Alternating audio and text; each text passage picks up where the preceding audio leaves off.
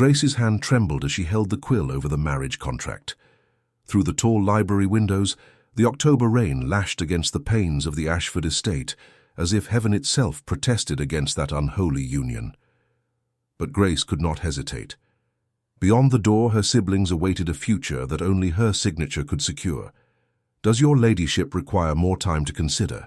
The lawyer's voice, Mr. Pemberton, sounded excessively formal in the oppressive silence of the room. His small eyes studied her with a mixture of pity and morbid curiosity that Grace had learned to recognize in recent weeks. "No."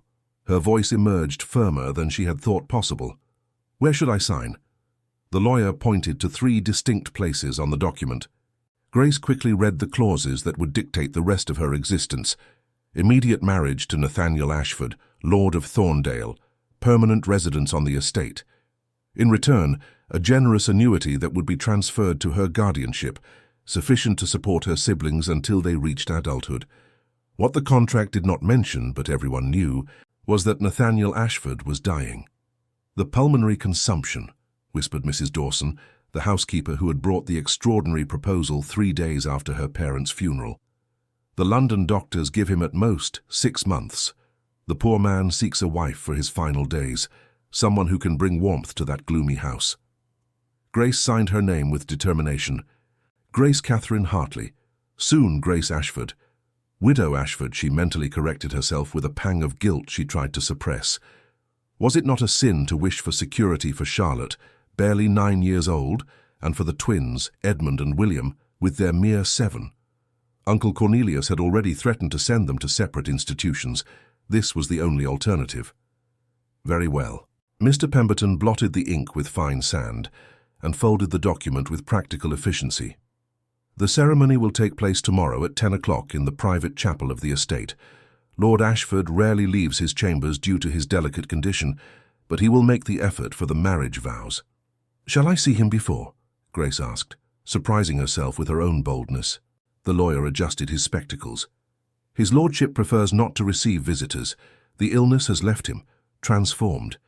He requests that your understanding be generous." Grace nodded, swallowing the lump forming in her throat. She would marry a dying stranger, a man whose appearance had been so disfigured by illness that he would not even allow himself to be seen. That night, in her modest room at the boarding house where they had taken refuge after losing their home, Grace brushed Charlotte's golden hair while the little girl whimpered softly. "I don't want you to leave," Charlotte murmured, clinging to Grace's worn dress. "I'm not leaving, darling. You'll come with me once I'm settled." Grace kissed the top of her sister's head, praying it was true. The contract mentioned the possibility, but guaranteed nothing. "And you'll have proper tutors, new dresses, and Edmund can finally have those boots he longs for." "And the gentleman?" William appeared in the doorway, his brown eyes too serious for a child. "The sick man you're marrying?" Grace forced a reassuring smile. "Lord Ashford is generous and kind. We will do everything we can to bring him comfort in his final days." But as the night wore on and Grace lay awake, staring at the cracked ceiling, she wondered what kind of man offered marriage to a stranger at death's door. Desperate for company? Tormented by loneliness? Or simply eccentric, as aristocrats were said to be? Morning arrived shrouded in thick fog. A luxurious carriage, with the Ashford crest carved into its black lacquered doors, awaited her. Grace had worn her only decent dress, a navy blue model that had belonged to her mother. Mrs. Dawson had provided a simple veil and a small bouquet of white roses, already wilting at the edges. The Thorndale estate proved even more imposing than she had imagined. The mansion rose against the leaden sky like a fortress of grey stone, its countless narrow windows observing her like suspicious eyes. Ancient ivy climbed the walls, lending the place an air of Gothic decay that made Grace shiver beneath her cloak. "Welcome, Miss Hartley." Mrs. Dawson received her in the main hall, her severe expression softening slightly. "His lordship awaits in the chapel. I ask that you prepare yourselves. His appearance may cause alarm." Grace nodded in understanding, though her heart pounded erratically. She followed the housekeeper through endless corridors, adorned with portraits of Ashford ancestors who seemed to judge her from their gilded frames. The chapel was small but richly ornamented, lit candles casting dancing shadows on the polished oak pews. And there, standing by the altar, was Nathaniel Ashford. Grace held her breath, not from horror but from confusion. The man before her showed none of the evident signs of the terminal illness they had described. Tall, broad-shouldered beneath a perfectly tailored coat, impeccably combed black hair. His face was partially obscured by the dim candlelight, but she could distinguish a strong jaw and piercing eyes that studied her with disconcerting intensity. Perhaps the illness had not yet manifested its worst effects, or perhaps he concealed his suffering with remarkable composure. The ceremony proceeded in almost sepulchral silence. Reverend Blackstone conducted the rites with mechanical efficiency, his voice echoing against the stone walls. Grace recited her vows as if in a trance, her voice sounding distant to her own ears. When Nathaniel spoke, his grave and firm voice held no tremor of a dying man, but Grace attributed this to aristocratic willpower. "You may kiss the bride." Grace closed her eyes, expecting a brief, chaste touch. Instead, she felt firm fingers gently raise her chin with surprising tenderness. The lips that met hers were warm, resolute, and absolutely not sickly. The kiss lasted only an instant, but it left Grace dizzy and confused. When she opened her eyes, she found Nathaniel observing her with an indecipherable expression. There was something in his gaze she couldn't name. Triumph, regret, or was it merely her overheated imagination? "My wife," he murmured, and there was a weight to that word that made Grace tremble. The wedding dinner was served in the private drawing room, just for the two of them. Grace barely managed to touch the exquisite food, observing her new husband with growing perplexity. He ate with a healthy appetite, drank wine moderately, moved with natural grace. Nothing in his behavior suggested a man at death's door. "Are you feeling well?" Grace finally asked, unable to contain her curiosity. Nathaniel set down his fork, his dark eyes fixing on her with renewed intensity. "Perfectly well. Why do you ask?" I was told you were ill." Something flickered across his face, too quick for her to interpret. "You were told many things, I imagine." The enigmatic tone left Grace uncomfortable. Before she could respond, Nathaniel rose, extending his hand. "Come, there is something I must reveal to you." Her heart pounding, Grace accepted his hand.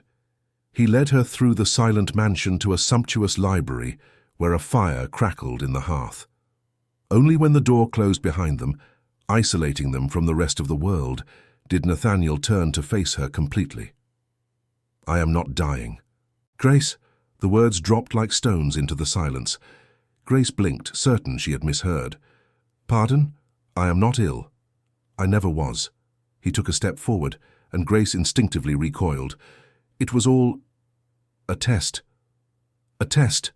Her voice came out strangled. "I needed to know if anyone would marry me for who I am, not for fortune and title." His eyes sought hers, intense and tormented. "All the others came seeking wealth and position, but you came out of necessity, not greed, for love of your siblings, not personal ambition." Grace stumbled, leaning against the bookshelf behind her. "You lied. Everyone lied." "Yes. And now?" Anger began to replace shock. "What happens now to this marriage founded on falsehoods?" Nathaniel ran a hand through his hair, revealing vulnerability for the first time. "That, my dear wife, is what we both need to decide." The library seemed to shrink around Grace, the leather-bound walls and knowledge transforming into silent witnesses to her humiliation. She stared at the man before her, this stranger who was now her husband, and felt a storm of conflicting emotions threaten to suffocate her. "A test," she repeated, each syllable laden with disbelief. "You played with human lives as if they were pieces on a chessboard." Nathaniel clenched his jaw, a muscle throbbing in his face. "It was not a whim. For years I watched women parade through ballrooms, their mothers pushing them towards me like merchandise. None saw beyond the title and the fortune. And that gave you the right to deceive me." Grace took a step forward, her initial timidity evaporating under the flame of indignation. "To make me believe I was sacrificing myself for a dying man, when in reality it was merely entertainment for your aristocratic curiosity." "It was not entertainment." His voice emerged low, dangerous. It was survival. I needed to know if there was a single soul in the world who saw not just Lord Ashford of Thorndale, but simply Nathaniel. Grace let out a bitter laugh. How ironic. You married someone who didn't even think of you as a person. I saw only an opportunity to save my family, precisely the kind of calculated interest you sought to avoid. The accusation hit its mark. Nathaniel looked away, turning to the window where the rain continued its melancholic dance against the panes. At least you were honest about your intentions. You didn't feign love or devotion you didn't feel. Honest? Grace felt tears of frustration sting her eyes. How could I be honest when the whole situation was a farce? You constructed this charade, sir. Now you reap the consequences of your lie. A heavy silence settled between them. The oak clock in the corner marked the seconds with relentless regularity, each tick a reminder that time, unlike Grace's expectations, was not on their side. Your siblings, Nathaniel said at last, his voice softer. Do you still require the resources the contract promised? Grace stiffened. I do not accept charity. It is not charity. It is part of the marriage agreement. He turned to face her, and Grace saw something unexpected in his dark eyes. Remorse, perhaps. Regardless of how this marriage began, it is legal and binding. Your siblings will have everything that was promised. And what kind of home would this be for them? Grace gestured vaguely around. A mansion full of lies, where not even marriage vows mean truth. It would be a better home than an orphanage. The answer was cruel in its precision. Nathaniel sighed, running a hand over his face in a weary gesture that made him almost human. Forgive me. I should not have said that. Grace hugged herself, feeling cold despite the fire in the hearth. What do we do now? An annulment, certainly.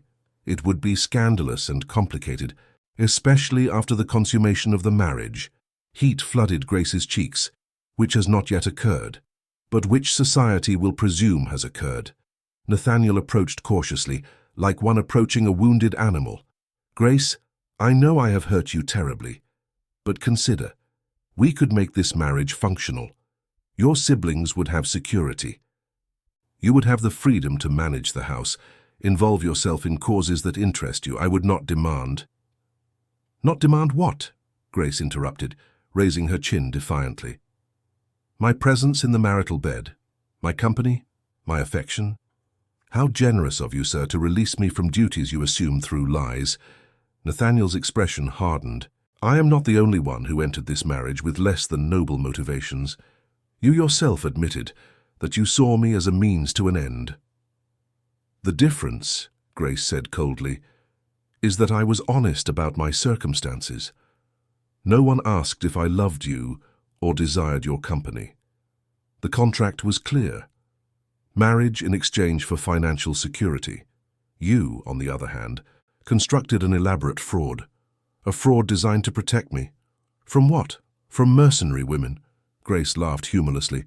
And instead, you've gained a wife who respects you even less than those fortune hunters. At least, they were transparent in their ambitions. Nathaniel closed his eyes briefly, and when he reopened them, there was a vulnerability in them that made Grace's heart involuntarily contract. You are right. I acted wrongly. But to turn back time is impossible. We are left only to decide how to proceed. Grace stepped away, needing distance to think clearly. Her eyes scanned the spines of the books on the shelves, titles in Latin and Greek, French and English. A library that represented knowledge, truth, wisdom. What a contrast to the falsehood that had brought her to this house. I need time, she said finally, to process this, to decide what kind of arrangement, if any, I can tolerate. How much time? I don't know. Days, weeks. Grace turned to face him. And during this period, we will maintain appearances publicly, but live separate lives within these walls. You have your own chambers, I presume? Yes, the east wing is mine. You may have the entire west wing for your exclusive use. And my siblings. They may come as soon as you wish. There are more than enough rooms. Nathaniel hesitated. Grace, I genuinely wish for them to feel welcome here. Children bring life to this gloomy house. She studied him carefully, searching for signs of insincerity. But all she saw was a tired man, perhaps regretful, certainly lonely. Why did you truly do this, Nathaniel? The complete truth, this time. He walked to the fireplace, gazing at the dancing flames. When he spoke, his voice carried the weight of old wounds. My mother married my father for his title. She never loved him, never respected him. She turned this house into a battlefield of silent resentment. When he died, she confessed that every day by his side had been a prison. Nathaniel turned, and Grace saw raw pain in his eyes. I swore I would never repeat his mistake. I would never tie myself to someone who saw me only as a means for social climbing, and instead, you tied yourself to someone who sees you as a means for family survival.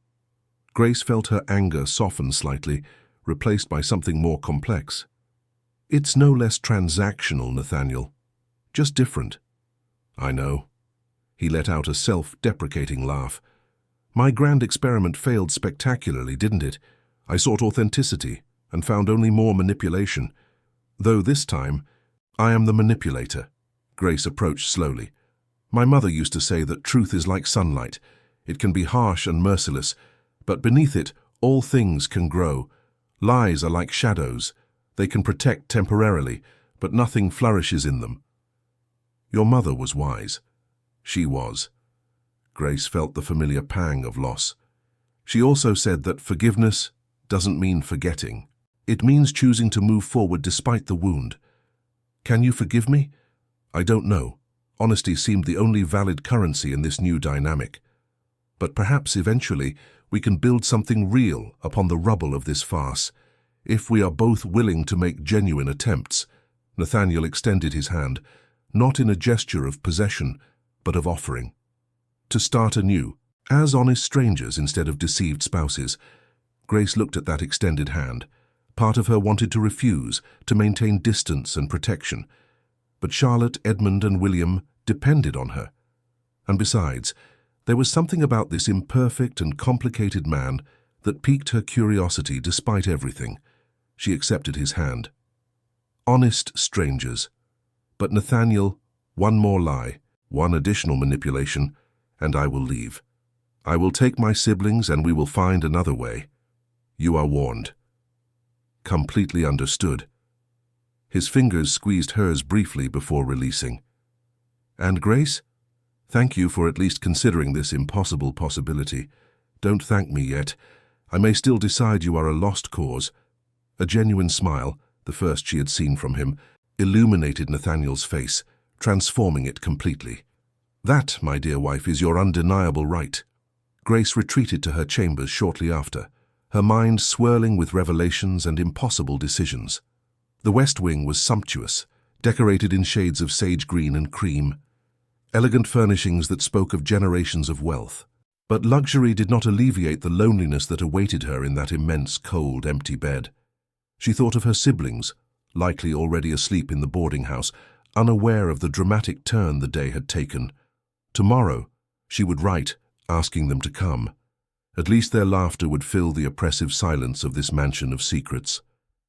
And Nathaniel? Grace lightly touched her lips, remembering the kiss at the altar. What kind of man was he, truly stripped of the lies and elaborate charades? Perhaps discovering the truth was the only way to decide if this marriage could be more than mere convenience. On the other side of the mansion, separated by endless corridors and years of aristocratic solitude, Grace imagined Nathaniel in his own chambers, perhaps contemplating the same impossible questions. Honest strangers, she thought, closing her eyes. What an extraordinarily fragile beginning for a marriage meant to last a lifetime. Morning arrived shrouded in thick fog that made the Thorndale landscape even more spectral. Grace awoke disoriented, taking precious seconds to recognize the green velvet canopy above her head and remember the dramatic turn her life had taken. She was not the widow of a dying man. She was the deceived wife of a perfectly healthy man who had played with her desperate need. The anger she had felt the night before had transformed into something colder during sleep. Determination, perhaps, or simply the pragmatic acceptance that weeping over unchangeable circumstances would be a luxury she could not afford. Her siblings needed her. And for better or worse, Nathaniel Ashford offered the security that no other alternative would provide. A young maid who timidly introduced herself as Lizzie brought hot water for her bath and helped Grace dress. The wardrobe had been stocked with new dresses, all of fine fabrics and elegant cuts, that made her old attire seem like rags in comparison. Grace chose a simple design in mallow-colored wool, refusing the more elaborate embellishments. She was not prepared to look like the lady of the house when she barely felt like a tolerated guest. "His lordship awaits in the breakfast room," Lizzie informed her, while arranging Grace's hair in a discreet style. "He requested that I inform you that you need not attend if you are unwilling." Grace found herself smiling bitterly at the irony. Now Nathaniel offered her choices when he should have done so from the beginning. But hiding in her chambers would solve nothing. If they truly intended to start anew as honest strangers, they would eventually need to face each other. The breakfast room proved surprisingly welcoming, bathed in the morning light that finally pierced through the clouds. Nathaniel rose when Grace entered, a gesture of courtesy that she noted with reluctant approval. He was dressed informally without a tailcoat, a wool waistcoat over his white shirt. The daylight revealed details that the dimness of the library had concealed. Silver threads at his temples, a small scar above his left eyebrow, eyes that seemed more grey than black under that light. "Good morning," he said carefully, as if testing unstable ground. "I trust you rested adequately." As well as possible considering the circumstances, Grace helped herself to tea, deliberately ignoring his attempt to assist. Small declarations of independence seemed important at that moment. "I wrote to my siblings this morning. If your offer remains valid, I request that they come this week. Naturally, I will send the carriage as soon as you indicate." Nathaniel hesitated, then continued, "Grace, about yesterday." "No." She raised her hand, interrupting him. "If we are to proceed with this impossible arrangement, I prefer not to repeatedly revisit the mistakes that brought us here. You said you desired honesty." "Very well. Honestly, I am furious, hurt, and deeply distrustful. But I am also practical. This marriage, however fraudulent in its origins, offers the security my siblings desperately need." Nathaniel nodded slowly. "I understand." "I am not sure you do understand." Grace set down her cup, looking at him directly. "But you will learn in time. Now, if we intend to coexist civilly under the same roof, I suggest we establish some parameters." Something that could be respect flickered in his eyes. "I am all ears." "First, my siblings will have complete freedom on this estate. They will not be confined to the West Wing as convenient prisoners. Second, I wish to involve myself in the management of the house. Mrs. Dawson will answer to me on domestic matters. Third, I demand complete transparency in matters that directly concern me. No more elaborate surprises. I agree to everything." Nathaniel leaned forward. "But I have a condition of my own." Grace raised an eyebrow. "You dare negotiate?" "Not negotiate, request." His expression became serious. "Give me a genuine opportunity to atone for my mistake. I do not ask for immediate forgiveness, but a chance to demonstrate that I can eventually be worthy of your trust." "And how do you intend to demonstrate that?" "By allowing you to know me truly, without masks or pretenses." He gestured vaguely. "This estate has extensive gardens, a library that would rival university collections, stables with excellent horses. You could explore freely, and I could accompany you occasionally. As a guide, not as a guardian." Grace considered the proposal. Part of her resisted, wishing to maintain a safe distance, but another part, the one that had always been curious and eager for knowledge, felt intrigued despite the circumstances. "Very well, but on my terms and in my own time. I would expect no less." The remainder of breakfast passed in a silence more comfortable than Grace had anticipated. Nathaniel did not try to force conversation, apparently content to read the morning newspaper while she savored toast and jam. It was strangely domestic, this moment of shared quiet, and Grace found herself wondering what it would be like if that marriage had begun under honest auspices. After the meal, Nathaniel offered to show her the library properly. Grace accepted, following him through corridors she was beginning to recognize. The daylight transformed Thorndale, revealing a beauty that the gloomy atmosphere of her arrival had concealed. Tall windows framed views of formal gardens, their precise geometries softened by the morning mist that still lingered in shadowed corners. The library proved to be even more impressive under proper illumination. Floor-to-ceiling shelves housed thousands of volumes, rolling ladders allowing access to the upper tiers. The scent of aged leather and old paper enveloped Grace like a familiar embrace. She unconsciously reached out, her fingers brushing spines as she walked slowly along the shelves. "My grandfather began the collection," Nathaniel explained, observing her with a softened expression. "My father expanded it. I merely continue the tradition." "It's magnificent." Grace pulled out a random volume, delighting in its weight in her hands. Wordsworth's Poetry, first edition. Your father had exemplary taste. He had his virtues despite his marital shortcomings. Nathaniel approached, but maintained a respectful distance. "Grace, may I ask you something personal?" She replaced the book carefully. "You may try." "Your parents, what was their marriage like?" The question surprised her by its unexpected intimacy. Grace turned, studying Nathaniel with new attention. "Why do you ask?" "Genuine curiosity. Yesterday you mentioned your mother and her wisdom. I imagine she wouldn't have offered advice on truth and forgiveness if she didn't practice them herself." Grace walked to the window, looking at the misty gardens. "My father was a tutor, a man of education but few resources. My mother was the daughter of a prosperous merchant. When they married, her family disinherited her for choosing love over financial advantage." She smiled sadly. "They lived in modest circumstances, but I never saw two beings more devoted to each other. She used to say that wealth measured in affection surpassed any fortune in pounds. It must be comforting to have such an example." It was. Grace felt the familiar ache of loss. It also makes it harder to accept this loveless marriage. Nathaniel joined her at the window, both observing the landscape in shared silence. When he spoke again, his voice carried a vulnerability that Grace was beginning to recognize as genuine. "My mother left Thorndale when I was 10 years old. She simply left one morning without goodbyes. She left a letter explaining she could no longer bear the farce. My father never recovered. He died 5 years later, and I always believed it was of a broken heart as much as of fever." Grace turned to face him, seeing the abandoned boy beneath the aristocrat's mask. "And you feared repeating his mistake, loving someone who could not return it.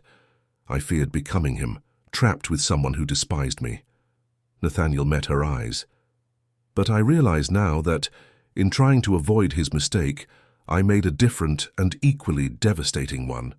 "Yes, you did." Grace offered no easy comfort. "But at least you acknowledge it. It is more than many would do." A discreet knock at the door interrupted the moment. Mrs. Dawson entered, her habitually severe expression softened by something that could be approval. "Pardon the intrusion, but a message has arrived from the boarding house, miss." "Pardon, Lady Ashford. Your siblings are eager to come immediately, if possible." Grace felt her heart quicken. "Today? If your ladyship permits." Grace looked at Nathaniel, searching for signs of hesitation or regret. Instead, she saw only genuine encouragement. "Certainly. Mrs. Dawson, prepare the chambers adjacent to mine and request the kitchens to prepare something special for dinner. The children have had a difficult few weeks." After the housekeeper withdrew, Grace allowed herself a small smile. "Charlotte will adore the library. Edmund will be fascinated by the stables. And William," she chuckled softly, "William will probably catalogue every corner of this mansion in a mental notebook. They sound like remarkable children. They are my entire world." The declaration came out fiercer than Grace intended. "Nathaniel, if any harm comes to them by being here, I will protect them as if they were my own." The promise sounded solemn. "Grace, I may have failed you in unforgivable ways, but I will not fail them. I swear it to you." Grace studied him for a long time, searching for signs of falsehood. But all she saw was raw sincerity, without artifice. Perhaps Nathaniel Ashford was a man of deep flaws, but she was beginning to believe that his intentions, however poorly executed, stemmed from genuine wounds rather than calculated cruelty. "Very well," she said finally. "But remember, honest strangers, more lies, and this fragile attempt ends before it truly begins." Perfectly understood. The rest of the day passed in feverish preparations. Grace oversaw the arrangement of the children's rooms, insisting on details that would make them feel welcome. Fresh flowers, fires lit against the autumnal chill, age-appropriate books. Nathaniel surprised her by appearing with an armful of toys he had discovered in the attic, relics from his own childhood. "I thought they might appreciate them," he said almost shyly, placing wooden soldiers and a delicately painted porcelain doll on a bed. "If you deem it appropriate." Grace touched the doll with reverence. "It's beautiful. It was my mother's as a child, one of the few things she left behind." Nathaniel hesitated. Perhaps Charlotte can give it new life, create happier memories. Something shifted in that moment, some infinitesimal barrier beginning to crumble. Grace was not ready to forgive, certainly not to fully trust, but she recognized genuine effort when she saw it. And perhaps, just perhaps, honest strangers could eventually become something more. When the carriage finally arrived at dusk, Grace waited anxiously in the entrance hall. 3 small figures descended, eyes wide at the magnificence of Thorndale. Charlotte immediately ran into Grace's arms, followed by the twins who seemed simultaneously intimidated and fascinated. "Is it a real castle?" William whispered reverently.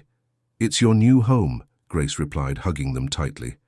Over their heads, she met Nathaniel's eyes, who watched the scene with an indecipherably soft expression. Perhaps, Grace thought, not everything was lost after all. The children's arrival transformed Thorndale from a silent mausoleum into a true home. For 3 days, Grace watched in wonder as her siblings explored every corner of the estate with infectious enthusiasm. Charlotte spent hours in the library, delicate fingers tracing illustrated pages of fairy tales. The twins ran through the corridors with inexhaustible energy, their laughter echoing against walls that had probably not heard such joy in decades. Nathaniel maintained a respectful distance, but Grace noticed his constant presence at the edges of their lives. He appeared in the stables when Edmund admired the horses, offering explanations about bloodlines and temperaments. He would emerge in the library when Charlotte struggled to reach volumes too high, quietly providing a suitable stool. And when William expressed fascination for the antique maps in the study, Nathaniel spent an entire afternoon explaining trade routes and historical expeditions. Grace observed these interactions with conflicting feelings. Part of her resisted, remembering the lies that had brought them there. But another part, increasingly insistent, recognized genuine kindness in Nathaniel's gestures. He did not treat the children as inconveniences to be tolerated, but as people worthy of attention and respect. On the morning of the 4th day, Grace found Nathaniel in the breakfast room earlier than usual. He seemed tired, shadows under his eyes suggesting a sleepless night. When he saw her enter, he tried to mask his exhaustion with a smile that didn't reach his eyes. "Good morning," she greeted, pouring herself some tea. "Did you sleep poorly?" Nathaniel hesitated, then seemed to remember his promise of honesty. "Nightmares, old ghosts that insist on haunting me occasionally." Grace sat down, curiosity overriding caution. "Ghosts related to your mother, and my father, and my own cowardice." He spun the cup between his hands without drinking. "Watching you with your siblings makes me confront choices I made. Isolation that I deliberately cultivated. You are not as isolated as you might imagine," Grace said softly. "Edmund hasn't stopped talking about the stories you told him yesterday, and Charlotte practically deified you for finding that illustrated volume of poetry." A genuine smile, small but real, briefly lit Nathaniel's face. "They are remarkable children. Your parents raised them well, with love and attention, not with wealth or title." Grace held his gaze. "That's what truly matters in the end." "Yes." Nathaniel finally drank his tea, as if he needed something tangible to occupy his hands. "Grace, there's something I wish to discuss with you, a social event that requires our presence." Grace felt her stomach clench. "What kind of event?" "An autumn ball at the Ashworth estate, neighbours 3 leagues from here. Lady Ashworth is a persistent woman, and our absence would be noticed in an inconvenient way." He hastened to add, "I would understand if you preferred to decline, but it would be our first public appearance as a couple, and the longer we postponed it, more speculation would arise. Grace finished the thought, understanding the implication. Society would certainly be whispering about Lord Ashford's sudden, reclusive marriage. Avoiding public appearances would only fuel rumours. When? In 4 days. 4 days to mentally prepare to portray a devoted wife to the man who had deceived her. Grace felt the bitter irony of the situation. Very well, but I will need an appropriate gown. My current wardrobe, though generous, does not include ball gowns. I've already seen to it. Nathaniel gestured vaguely. Forgive my presumption, but I requested the London Modiste to send a selection of gowns. They arrived yesterday. If none are suitable, she can make adjustments or create a new design, though time is short. Grace should have felt offended by the presumption, but she recognized the practicality. You show remarkable efficiency for someone who claimed to be dying less than a week ago. The observation came out more acrid than she intended. Nathaniel visibly winced. I apologize, it was uncalled for. No. He stood, approaching but maintaining a respectful distance. You have every right to your resentment. I merely hope that eventually you can see beyond that terrible mistake. Grace studied him carefully. Nathaniel Ashford was not the monster she had initially imagined, but neither was he the Prince Charming of the tales Charlotte loved. He was simply an imperfect man, scarred by his own wounds, awkwardly trying to build connections that his upbringing and experiences made difficult. Perhaps, she finally said, with time and genuine effort from both sides. Evident relief passed over his face. That's all I can ask for. After breakfast, Nathaniel accompanied Grace to the salon where the gowns awaited. There were dozens of them, in silks and satins of every imaginable color. Grace reverently touched a midnight blue design, embroidered with delicate silver stars. This one, she murmured. It's perfect. Then it's yours. Nathaniel watched her with a soft expression that Grace was beginning to recognize. It wasn't possession or predatory desire, but something gentler. Admiration, perhaps. There will be jewels, too. Pieces from the Ashford family that traditionally belonged to the lady of the house. Nathaniel. Grace turned to face him. Why are you doing all this? The generosity with my siblings, the gowns, this evident effort for what exactly? He ran a hand through his hair, a gesture Grace had learned indicated discomfort or vulnerability. Because you deserve more than I gave you. And because... He hesitated, then continued with raw honesty. Because when I watch you with your siblings, when I hear you laugh at something William said, when I see your patience with Charlotte, I see everything this house lacked. Everything I lacked and didn't even know. Grace's heart quickened uncomfortably. Don't turn me into a savior for your loneliness. It's neither fair nor realistic. I'm not turning you into anything other than what you are. Nathaniel stepped forward, and Grace did not retreat. An extraordinary woman who sacrificed herself for her family, who faces lies and disappointments with remarkable dignity, who brings life where there was only empty existence. Grace should have stepped away. She should have maintained her carefully constructed barriers.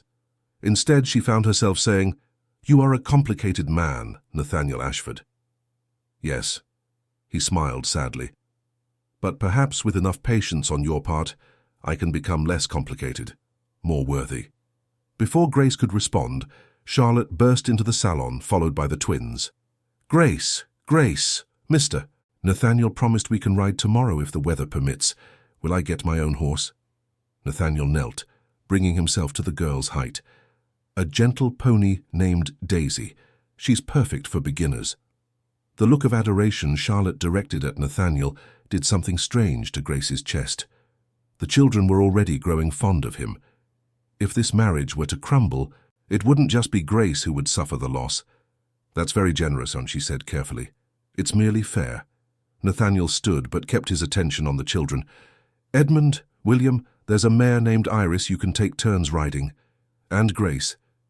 He turned to her. There's a magnificent sorrel mare named Aurora that I think will suit your spirit perfectly. Ride together, Grace asked, surprised by the suggestion. If you wish for company, or you may ride alone, the choice is always yours. Grace considered. Riding with Nathaniel would mean time alone, conversations without the children as intermediaries. Risky, certainly, but also an opportunity to better know this enigmatic man who was now her husband. Together, she decided, but only if the children are adequately supervised. Mrs. Dawson is an excellent rider and will supervise them personally. The following days established a strange but not unpleasant routine. Mornings were dedicated to the children, with impromptu lessons in the library.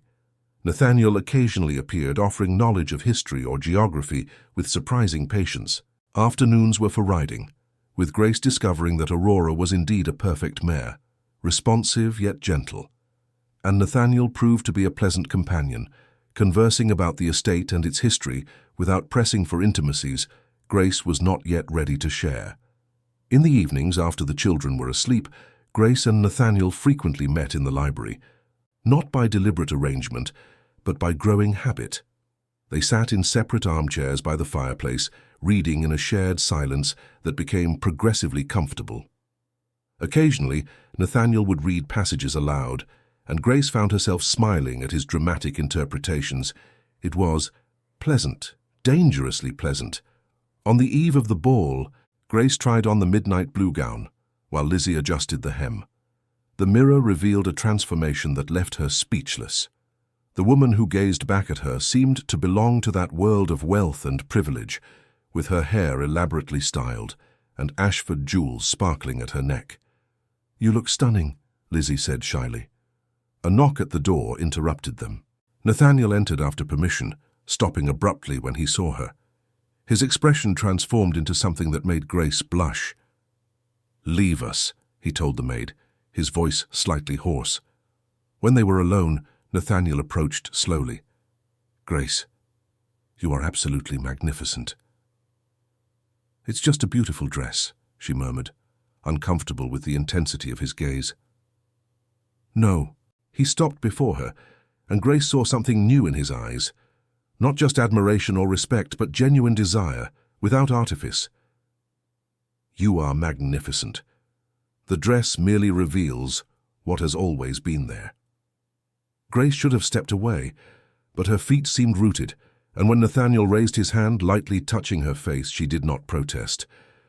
"Tomorrow," he said softly, "I will present you to society as my wife, and it will be the first completely true declaration I make about our marriage, because regardless of how we began, Grace, you are indeed my wife, and I am finding that this fact pleases me more each day." Grace's heart pounded so loudly she was sure he could hear it. "Nathaniel, you don't need to respond. Just know that what I feel is real. It's not manipulation or strategy. It's simply the truth." He stepped away before she could formulate a response, leaving Grace alone with her reflection and turbulent thoughts. Was she truly beginning to feel something for this complicated man? Or was it merely gratitude masked as affection? The answer, Grace feared, would prove to be more complex than any simple alternative. The carriage swayed gently as Grace observed the night landscape through the window. Beside her, Nathaniel maintained a respectful silence, though she occasionally felt his gaze upon her. The midnight blue gown rustled against the velvet seat with every movement, and the Ashford jewels weighed on her neck like tangible reminders of the role she was to play that night. "Will you be all right?" Nathaniel finally asked, his low voice breaking the silence. Grace turned to face him. Beneath the flickering light of the carriage lamp, he seemed almost vulnerable, despite his impeccable appearance in his formal attire. "Honestly, I'm terrified." Her frankness seemed to surprise him. "Of what specifically?" "Of failing you. Of inadvertently revealing that this marriage is not what it appears to be. Of saying something inappropriate and causing scandal." Grace interlaced her gloved fingers in her lap. "I wasn't raised for this, Nathaniel. Aristocratic ballrooms and social intrigues are entirely foreign to me." To her surprise, Nathaniel reached for her hand, squeezing it gently through her glove. "Then this will comfort you. The society that so intimidates you is filled with hypocrites and liars, far more skilled than any charade we might portray. You will be refreshingly genuine in comparison." Despite the tension, Grace found herself smiling. "Is that supposed to be comforting?" "It should be liberating." His fingers still held hers, and Grace did not withdraw them. "Be yourself, Grace. Your authenticity is more valuable than any elaborate performance." The Ashworth estate was spectacularly lit, hundreds of candles and lamps transforming the mansion into a brilliant beacon against the autumnal darkness. Carriages discharged occupants in constant succession, women in dazzling gowns and men in formal attire, creating a colorful procession toward the main doors. When their own carriage stopped, Grace felt panic threatened to suffocate her, but then Nathaniel descended, extending his hand with silent encouragement in his eyes. She accepted, allowing him to help her alight with a grace she didn't know she possessed. "Breathe," he murmured as they ascended the steps. "And remember, you are Lady Ashford of Thorndale. Half of these people would wish to be in your place." The declaration was simultaneously comforting and unsettling. Grace felt like no lady at all.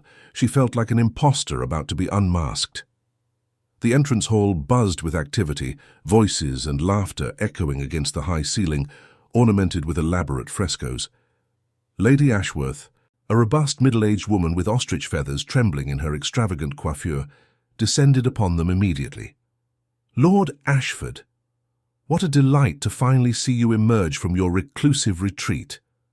Her curious eyes fixed on Grace with an almost predatory intensity.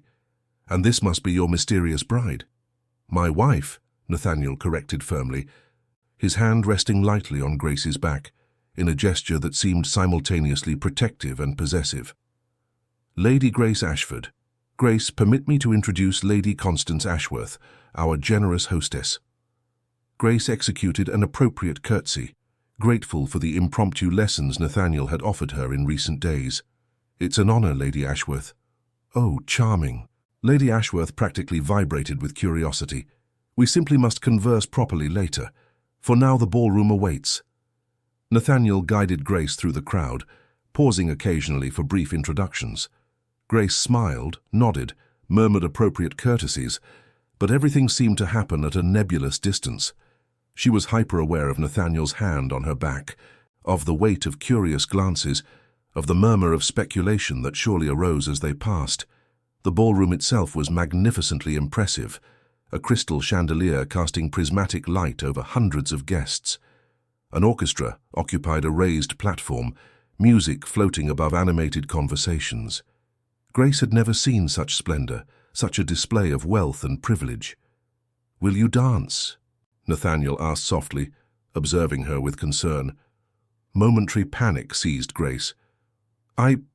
Only simple country dances, nothing as elaborate as—" "Then I will guide you." His expression softened. "Do you trust me?" The question carried weight beyond the immediate moment. Grace met his eyes, seeing raw sincerity in them. "I'm beginning to." The smile that lit his face was worth more than all the jewels adorning her neck. Nathaniel led her onto the dance floor, just as the orchestra began a waltz. He positioned her hand appropriately, the other resting at her waist, and then they began to move. Grace stumbled initially, but Nathaniel held her steady, whispering gentle instructions that only she could hear. Gradually, her feet found the rhythm, and she discovered herself floating through the movements with growing confidence. Around them, other couples danced, but Grace barely noticed them. She was lost in Nathaniel's grey eyes, in the feeling of his hand holding hers, in the warmth of their bodies close but appropriately distant. "You see," he murmured, "you're a natural." "I am skillfully guided," she corrected, but she was genuinely smiling now. When the music ended, polite applause echoed. Nathaniel led her off the floor, but before they could reach the relative safety of the periphery, a tall, fair-haired man with a predatory smile blocked their path. "Ashford, what a surprise to see you at a social event." His eyes slid over Grace with an appreciation that made her wish to cover herself. "And who is this enchanting creature?" Nathaniel's jaw visibly tightened. "My wife, Lady Grace Ashford. Grace, this is Lord Percival Hartwell." Grace executed a polite but cold curtsy, instantly detecting something unpleasant about Hartwell. He took her hand before she could withdraw it, kissing it in a way that lasted slightly too long. "A sudden marriage, I hear," Hartwell said, keeping his eyes on Grace, Almost scandalously sudden, some would say. Then some have too much idle time on their hands, Nathaniel replied dryly, reclaiming Grace's hand and firmly entwining it through his arm. If you'll excuse us, certainly, certainly. Hartwell stepped aside, but not before casting a last calculated glance at Grace that made her shiver. Ignore him, Nathaniel said quietly, guiding her toward the French doors that led to the gardens. Hartwell is notorious for causing trouble. The cool night air was welcome after the suffocating heat of the ballroom. Grace breathed deeply, trying to calm her agitated nerves. Around them, other guests strolled along the lantern-lit paths, but Nathaniel found a relatively secluded nook beside an ornamental fountain. "Are you all right?" he asked, turning to face her fully. "Just overwhelmed." Grace sat on the edge of the fountain, not caring if the gesture was appropriate. "This is your world, Nathaniel, not mine. It's not the world I would choose if I had the option." He sat beside her, maintaining a respectful but comforting distance. "I was born into it, but I never felt comfortable among these people." Grace looked at him with renewed curiosity. "Then why come?" "Because marriages require social validation, especially when rumors are already circulating." Nathaniel hesitated, then continued. "Hartwell mentioned the swiftness of our marriage deliberately. He seeks scandal for his own entertainment." "And is there scandal?" Grace asked, though she knew the answer. "Only if the truth emerges." His eyes met hers. "Grace, I need to ask you something important. If you were to decide to leave, to annul this marriage, I would face significant social consequences. I don't tell this as a threat, but as information you deserve to have." Grace pondered his words carefully. "And if I stay, what kind of marriage will we have?" Nathaniel ran a hand through his hair, a now familiar gesture. "Honestly, I don't know, but I know I would like to find out. These past few days, watching you with your siblings, conversing with you in the library, dancing with you tonight, Grace, I am starting to feel things I didn't expect to feel." Her heart quickened dangerously. "What kind of things?" "Hope. Possibility." He turned fully, taking her hands. "The beginning of deeper feelings that I shouldn't have the right to have, considering how it all began." Grace should have withdrawn her hands. She should have maintained a safe distance. Instead, she found herself saying, "Perhaps we both deserve a second chance, an honest, fresh start. Would you like that?" The vulnerability in his voice was palpable. "Truly, I am willing to try." Grace squeezed his hands. "But Nathaniel, if this is to work, I need total honesty from now on. No more surprises, no more shocking revelations. I promise you, complete transparency." He raised one of her hands, kissing it gently through the glove. "Grace, I know I don't deserve your trust, but I will spend every remaining day trying to earn it." Before Grace could respond, voices approached. Nathaniel rose quickly, offering her his hand to help her up. They returned to the ballroom, but something had fundamentally changed between them. A decision had been made, a commitment established. The rest of the night passed in a more pleasant haze. Grace conversed with several ladies, accepted invitations for tea, danced twice more with Nathaniel. And when they finally returned to Thorndale in the early hours of the morning, she felt strangely optimistic. At the door to her chambers, Nathaniel hesitated. "Grace, tonight, thank you for trying, for giving me a chance I don't deserve." "Perhaps we both deserve more than we imagine," she replied softly. He leaned in, kissing her forehead with a tenderness that surprised her. "Good night, my dear wife." "Good night, Nathaniel." Grace entered her chambers, closing the door softly.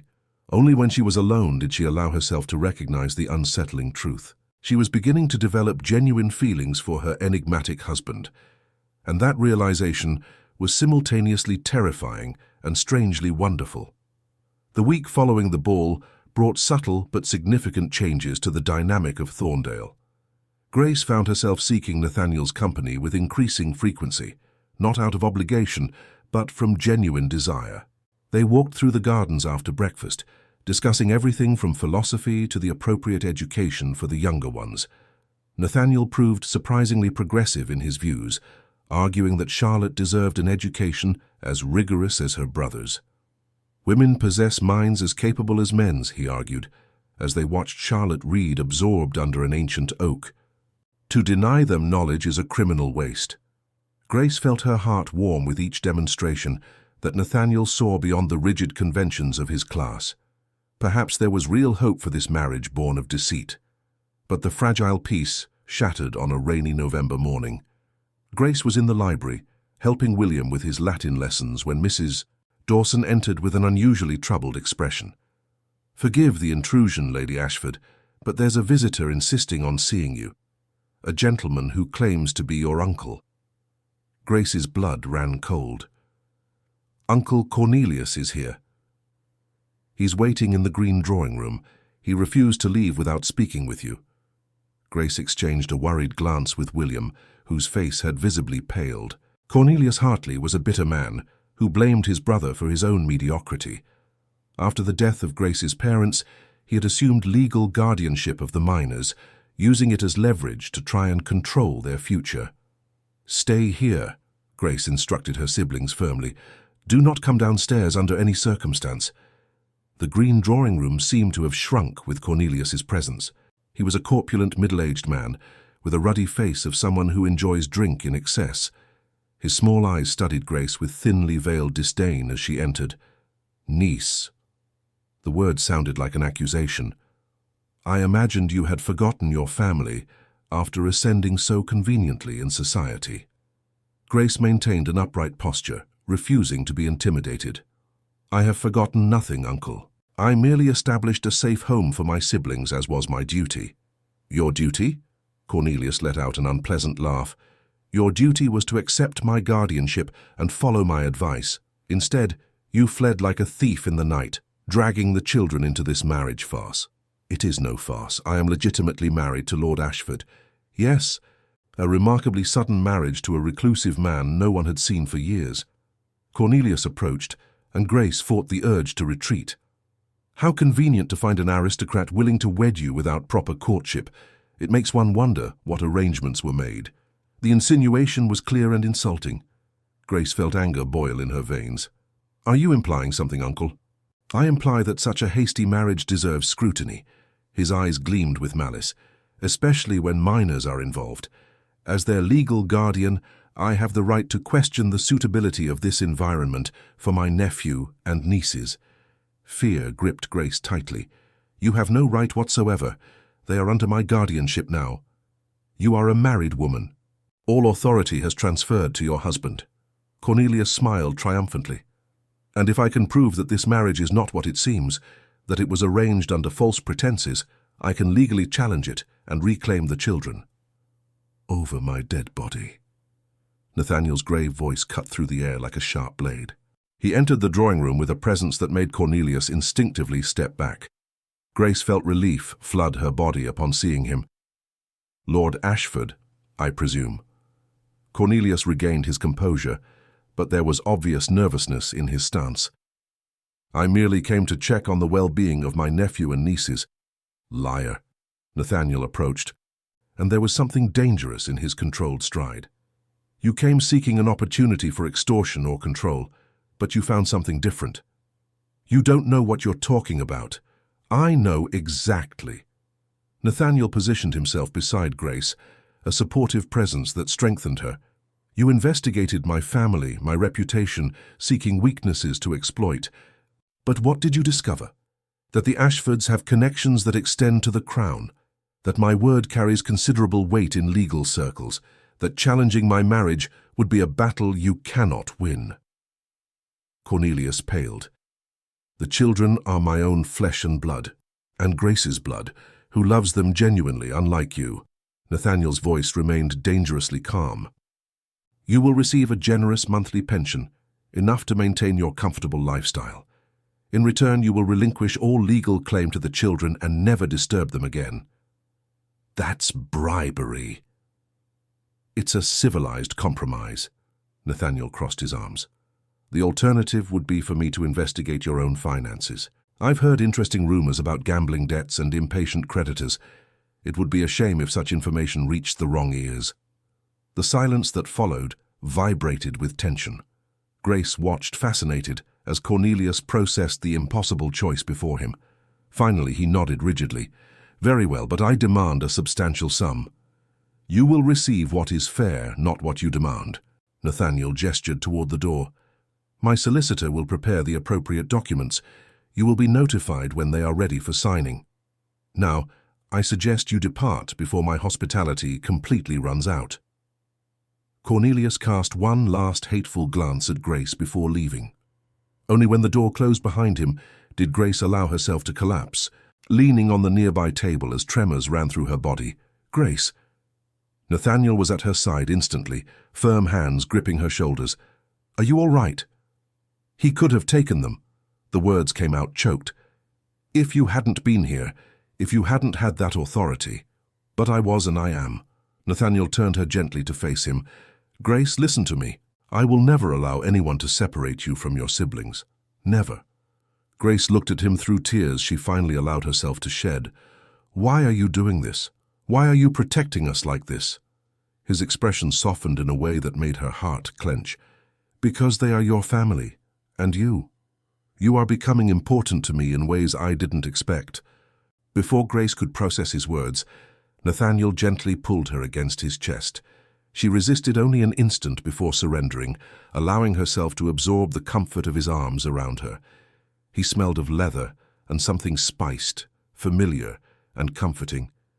Grace felt something within her yield, some carefully maintained barrier beginning to crumble. "I'm so afraid," she murmured against his shoulder, "of failing them, of not being enough." "You are more than enough." His voice resonated through his chest. "You are extraordinary, Grace. Your strength, your devotion. They make me wish to be a better man." Grace pulled away slightly, looking at him through damp eyelashes. "You are already better than I imagined when we first met." A smile touched his lips. "Considering your initial expectations, that's not a great achievement." Despite everything, Grace laughed, a shaky but genuine sound. "True, but significant nonetheless." Nathaniel raised his hand, wiping a tear from her face with a tenderness that made Grace shiver. "Grace, I need to confide something. I shouldn't, considering how recent our attempt at a fresh start is, but after seeing you threatened today." "What is it?" "I am falling in love with you." The words fell between them like stones into a still lake, sending ripples that transformed everything. Grace froze, her heart beating wildly. "Nathaniel, you do not need to answer." He recoiled slightly, giving her space. "I know it is too soon, that we have barely begun to rebuild trust between us. But almost losing you today, seeing that man threaten everything you have begun to build here, it made me realize I cannot keep pretending I feel less than I truly do." Grace struggled to breathe properly. Part of her wanted to retreat to protect herself against further potential pain, but another part, increasingly insistent, recognized a disturbing truth. She, too, was developing deep feelings for this complicated man. "I don't know what I feel," she finally admitted, forcing herself to the honesty they had promised each other. "There are moments when I look at you and feel something that could become love. And there are moments when I remember the lies that brought us here, and I question everything. It is fair." Nathaniel nodded, though Grace saw pain flicker in his eyes. "More than fair, considering the circumstances. But," she continued, taking a step forward that closed the distance between them again, "I am willing to keep trying, to see where this path leads us." Hope illuminated his face. "Truly?" "Truly." Grace raised her hand, touching his face hesitantly. "You frighten me, Nathaniel Ashford. The feelings you awaken in me frighten me. But perhaps courage sometimes means allowing oneself to feel, despite the fear." Nathaniel covered her hand with his own, pressing it against his face. "I promise you, Grace, I will spend every day proving I deserve this chance you offer me." They remained like that, frozen in a moment of shared vulnerability, until hurried footsteps in the corridors alerted them. Charlotte burst into the drawing room, followed by the twins, their faces anxious. "Grace, we heard raised voices. Has the bad man gone away?" Charlotte clung to Grace's skirt. Grace knelt, hugging her sister tightly. "He's gone and will not return." Mr. Nathaniel made sure of it. Edmund and William approached Nathaniel with expressions too serious for such young children. "Thank you, sir," Edmund said formally. For protecting our sister. And for protecting us, William added. Nathaniel knelt too, leveling himself to their height. It is my privilege and duty. You are part of this family now, and families protect each other. Grace watched the scene, her heart overflowing with complex emotions. Nathaniel interacting with her siblings, treating them with genuine respect and kindness, removed yet another layer of her carefully constructed defenses. Perhaps, she thought, this marriage born of lies could truly transform into something real and precious. It would be a difficult journey, filled with challenges and moments of doubt. But watching Nathaniel promise protection to the children she loved more than life itself, Grace allowed herself to believe that perhaps, just perhaps, they deserved this second chance at happiness. Love, she was discovering, did not always arrive in a perfect package. Sometimes it emerged from chaos and error, built piece by piece through daily choices of trust and forgiveness. And perhaps these imperfect loves were the strongest of all. Winter had arrived at Thorndale with its pristine cloak of snow, transforming the estate into a picture worthy of Dutch masters. Grace watched from the library window as Charlotte and the twins built a snowman in the gardens, their laughter piercing the thick glass like distant music. 3 months had passed since the confrontation with Uncle Cornelius, and life had settled into a rhythm she had never imagined possible. "You are contemplative this morning." Nathaniel's voice arose behind her, accompanied by the familiar scent of leather and old paper that she had learned to associate with his presence. Grace turned, finding him too close to be entirely proper, yet not so near as to cause discomfort. This new distance between them was still uncharted territory, full of unverbalized promises and careful expectations. "I was thinking of how everything has changed, how we have changed." Nathaniel approached the window, positioning himself beside her. His fingers brushed hers on the sill, a brief but intentional touch that sent warmth rising up Grace's arm. "We have changed for the better, I dare say." Bold indeed. Grace allowed herself a small smile. But perhaps correct. In the last few weeks, something fundamental had shifted between them. Conversations had become deeper, silences more comfortable. Nathaniel had begun to share painful memories of his childhood, revealing wounds that shaped the man he had become. And Grace, in turn, had allowed herself a vulnerability she had previously feared, speaking of the fears that haunted her at night, of the pressure of being guardian to 3 young souls. "Grace." Nathaniel turned to face her completely, and there was something in his grey eyes that made her heart quicken. "There is something I wish to ask of you. I have put it off, fearing your answer, but Christmas approaches and—" "What is it?" Grace turned too, curiosity overriding apprehension. "I would like us to celebrate properly, as a true family." He hesitated, running a hand through his hair in a gesture she had learned meant genuine nervousness. "And I would like to invite you to move to the main wing. Not to my quarters," he hastened to add when he saw her expression, "but to adjacent rooms, so that we can be closer." Grace processed the request carefully. The West Wing had become a safe refuge, a space where she and her siblings had built their own sphere of comfort, but it also represented separation, a constant reminder that this marriage was not yet completely real in every sense. "And if I agree," she said slowly, "what exactly would that mean?" "For us?" Nathaniel took her hand, intertwining his fingers with reverent care. "It would mean that we are truly committed to this marriage, that we wish to build a shared life, not parallel existences under the same roof." His eyes sought hers intensely. "Grace, I will not pressure you for anything you are not ready to offer, but I would like to fall asleep knowing you are only a few steps away, not endless corridors." Grace's heart pounded erratically. Part of her still resisted, memories of the initial lies whispering warnings, but the larger part, the one that had grown in these last few weeks, recognized truth in his words. Nathaniel had proven himself trustworthy repeatedly. He had protected her siblings, respected her boundaries, offered patience when she needed space to process conflicting emotions. "Very well," she said, finally squeezing his hand, "but gradually. And the children's rooms will remain where they are. Charlotte and the boys need stability." The smile that lit Nathaniel's face was worth any remaining apprehension. "Naturally, I would not change anything that would disturb the children." He raised her hand, kissing her fingers with a tenderness that made Grace shiver. "Thank you, Grace, for trusting me again."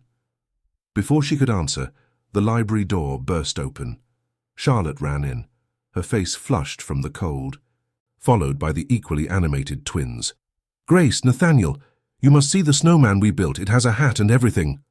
Nathaniel knelt, smiling widely. "A hat? How splendid! But surely it needs a scarf too." "Oh!" Charlotte clapped her hands. "May we use one from your wardrobe?" "You may use whatever you wish, little one." Nathaniel winked at Grace over the girl's head. "Within reason, of course." Watching them together, Grace felt something inside her yield completely. This was her family now, imperfect, built on shaky foundations, but real and precious nonetheless. The following days passed in feverish preparations for Christmas. Thorndale transformed under enthusiastic hands, with evergreen garlands adorning banisters and special candles illuminating every room. Grace supervised everything with growing satisfaction, feeling for the first time that she truly belonged in that place. Nathaniel became completely involved, surprising Grace with his genuine enthusiasm. He had taken the boys to cut a perfect tree in the estate's woods, returning muddy but radiant. He had spent hours with Charlotte choosing decorations, treating her opinions with a seriousness that made the girl blossom, and with Grace. With Grace he was different still. Attentive without being suffocating, present without being intrusive. He appeared in the new shared sitting room with hot tea when she worked late on the household account books. He offered his arm for evening strolls through the snowy gardens, conversing about everything and nothing, and when she moved to the quarters adjacent to his, he had completely respected her privacy, always knocking before entering, even when the door was ajar. On Christmas Eve, Grace found herself alone in the main drawing room, adjusting a final decoration on the massive tree. The afternoon declined quickly, casting golden shadows through the tall windows. She was so absorbed that she did not hear Nathaniel approach until she felt his presence behind her. "It is perfect," he said softly. Grace turned, finding him dangerously close. He was dressed in informal clothes, his hair slightly disheveled, in a way that made her long to smooth the unruly strands. "Are the children pleased with our efforts?" "They are sleeping, anticipating morning. Edmund declared it the best Christmas they have ever had." Nathaniel smiled, but there was something more serious in his eyes. "Grace, there is something I wish to give you. Not exactly a Christmas present, but something important nonetheless." Curious, Grace watched him retrieve an envelope from the inner pocket of his waistcoat. He offered it with hands that trembled almost imperceptibly. "What is it?" "Open it." Grace unfolded the paper carefully, her eyes scanning the words written in formal legal script. It took a moment for her to fully comprehend, but when she understood, tears filled her eyes. "Nathaniel, this is formal adoption." He took a step forward. "For Charlotte, Edmund, and William, making them legally my children too, not just your siblings under my roof, with all the rights and privileges that confers, including an inheritance equal to that of any biological child we might have." Grace could not speak, emotion choking her throat. Nathaniel continued, his voice laden with an intensity that made her tremble. "I know I initially offered only financial security, but they have become more to me than contractual obligations. They are my family now as much as they are yours, and I wish for the world to know it formally." "But your lineage?" Grace finally found her voice. "The Ashfords would certainly expect your heirs to be of your blood." "The Ashfords may conform to what I choose."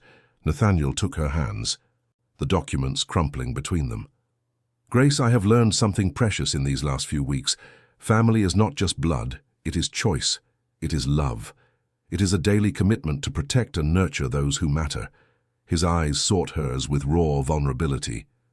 "They matter, and you. You matter more than I can adequately express." Grace let the tears fall freely.